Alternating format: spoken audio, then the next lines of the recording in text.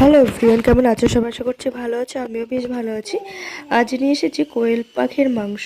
আমার হাজব্যান্ড বললো যে কোয়েল পাখি নিয়ে আসি, ওর বাচ্চা নিয়ে আসো।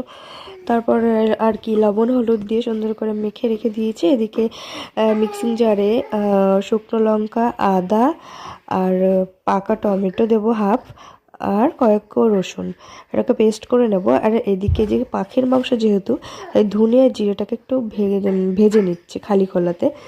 তারপর কড়াইতে জিরে ফোড়ন দিয়ে সুন্দর করে জিরেটা একটু ভেজে নেব। একটু ভাজা ভাজা হয়ে গেলেই কুচনো পেঁয়াজটাকে একটু জিরে জিরে মানে অনেকটা পাতলা করে কুচালেই ভালো হয়। যেরকম পেরেছি আমি করেছি। তারপর পেঁয়াজটাকে ভাজা ভাজা করার পর যে মশলাটা আমি বানিয়ে রেখেছিলাম ওই মশলাটা অ্যাড করে দেবো। দেখো এই যে মশলাটা দিয়ে দেবো, পুরোটাই দিয়ে সুন্দর করে কষাতে থাকবো। একটু লো আঁচ দিয়ে ভালো করে কষাবো যতক্ষণ না পর্যন্ত তেল ছেড়ে দেয়। তোমাদের সঙ্গে একটা কথা আমি শেয়ার করব, মানে বলতে খুবই খারাপ লাগছে, মানে আমার মাংসটা কষানো পর্যন্ত ভিডিওটা করেছি, তারপরে আর আমার করতে মনে নেই। মানে পুরো অদ্ভুত না, মানে আমার মেয়ে এদিকে কান্নাকাটি করছিলো, তারপরে আর আমার রান্নাঘরে যাওয়া হয়নি। তারপরে আমার শাশুড়ি মা কমপ্লিট করেছে, ওরই সবাইকে খেতে দিয়েছে, আমার আর ভিডিওটা কন্টিনিউ করা হলো না। তো কষানো পর্যন্তই তোমাদেরকে একটু দেখাচ্ছি। আর তারপর আমি তোমাদেরকে বলে দিচ্ছি, লবণ হলুদ সব পরিমাণ মতো দিয়ে সামান্য একটু চিনি দিয়েছিলাম স্বাদের জন্য, ব্যালেন্স করার জন্য। তারপরে দেখো সুন্দর করে তেল ছেড়ে দিচ্ছে, তখনই যে মাংসটা ছিল মাংসটা দিয়ে দেবো।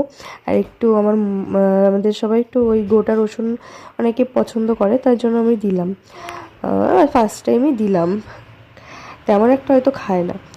আর এই যে মাংসটাকে দিয়ে দিলাম, মাংসটাকে দিয়ে সুন্দর করে নেড়েচেড়ে কষাবো। তোমরা দেখবে যে কষানোটা কেমন হয়েছে, একটু জানাবে। মাংসটাকে সুন্দর করে নেড়েচেড়ে কষাতে থাকবো।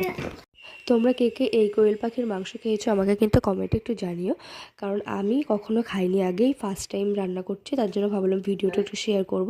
তা কপাল খারাপ থাকলে যা হয়, মেয়ে কান্নাকাটি করছিলো, তাও আমি ঘুম পাড়াতে গেছিলাম আর মাকে বললাম যে মা তুমি দেখে দাও, তুমি মাংসটাকে নামিয়ে নাও। মানে প্রায় পুরোটাই করে নিয়েছি, উনি জাস্ট একটু নামিয়েছে। নামানোর পরে যে ভিডিওটা করবো সেটাও আমার খেয়াল ছিল না। যাই হোক, মাংসটা প্রথম রান্না করছে, তা ভাবলাম গরম জলই অ্যাড করবো, একটু পাখির মাংস যেহেতু। তো গরম জলটাকে সুন্দর করে ফুটিয়ে নিয়েছি। আর এদিকে দেখতে পাচ্ছ মাংসটা কত সুন্দর কষানো হচ্ছে। একটু আস্তে আস্তে জাল দিয়ে আমি মাংসটাকে কষাচ্ছি, তাহলে না রান্নাটা ভালো হয়। তোমরা এইভাবে একটু ট্রাই করে দেখতে পারো। দেখো মাংসটা প্রায় কষানো হয়ে এসেছে। মাংসটা যতটা কষাবো ততটা সময় নিয়ে আর কি কষাবো, তত আর কি মাংসের টেস্টটা বেশি হয়। আর এই দেখো তোমাদেরকে একটু দেখিয়ে দিই, গরম জলটা কি সুন্দর টকবক করে ফুটছে। এই জলটাই আমি